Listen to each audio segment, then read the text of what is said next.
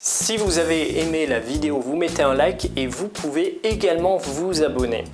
Aujourd'hui, on va voir la suite du conditionnel, on va voir plus précisément comment il se construit, comment on forme la conjugaison du conditionnel.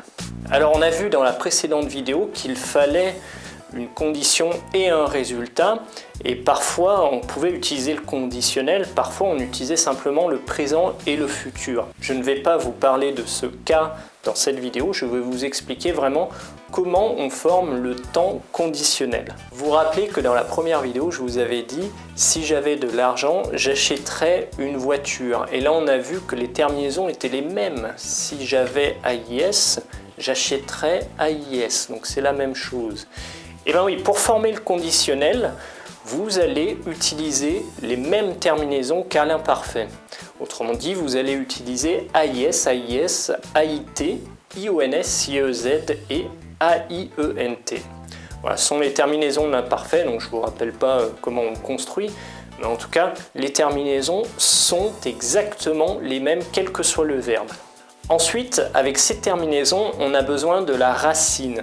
Alors les racines, ça fait comme le futur, elles sont exactement comme les racines du futur, et c'est d'ailleurs pour ça que parfois on les confond. En tout cas, pour le premier et le deuxième groupe, on va utiliser l'infinitif tel quel. Autrement dit, si je veux faire le conditionnel, par exemple de manger, je dirais « si j'avais le temps, je mangerais plus de choses ». Si j'étais américain, je parlerais anglais. Vous voyez, si j'étais AIS, je parlerais AIS. C'est vraiment la même chose. Et parlerait, on voit bien qu'il y a l'infinitif parler plus la terminaison de l'imparfait AIS.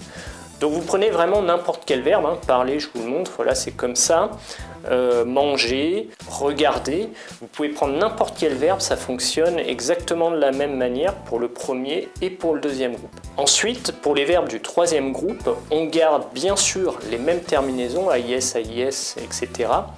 Par contre, la racine, des fois, elle est très proche de l'infinitif. C'est le cas d'apprendre, de boire, de croire. Vous voyez, on transforme juste apprendre, on enlève le E et ça devient j'apprendrai, tu apprendrais, etc.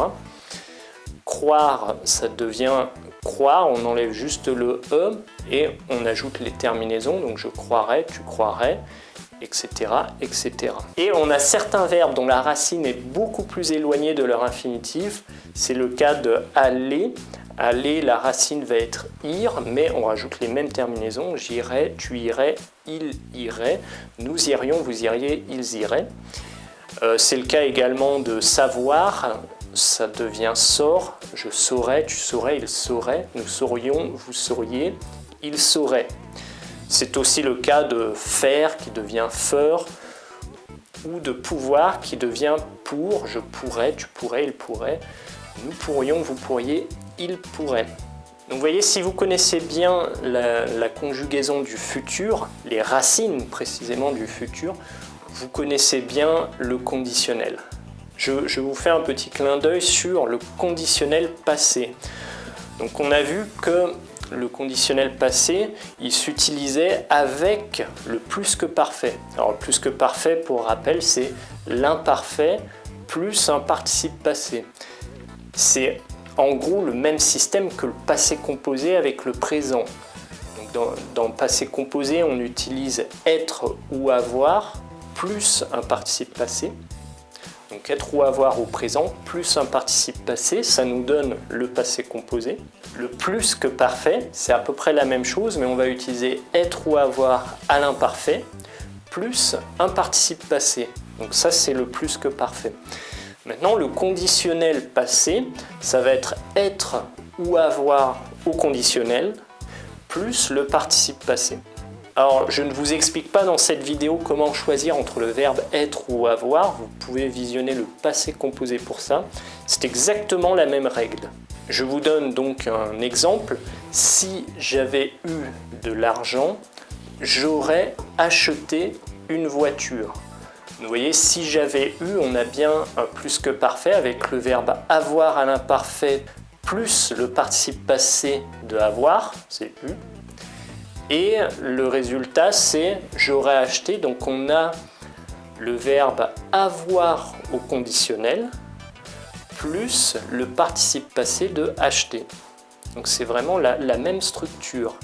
Je vous donne un autre exemple. Si il avait été courageux, il aurait travaillé plus longtemps. Donc s'il avait été, ici on a le verbe avoir à l'imparfait plus le participe passé du verbe être.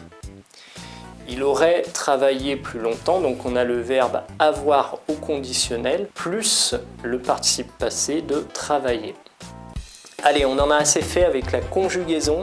J'espère que vous aurez tout compris. En tout cas, s'il vous reste quelques questions, n'hésitez pas à les poser dans les commentaires. Et moi, je vous dis à très bientôt.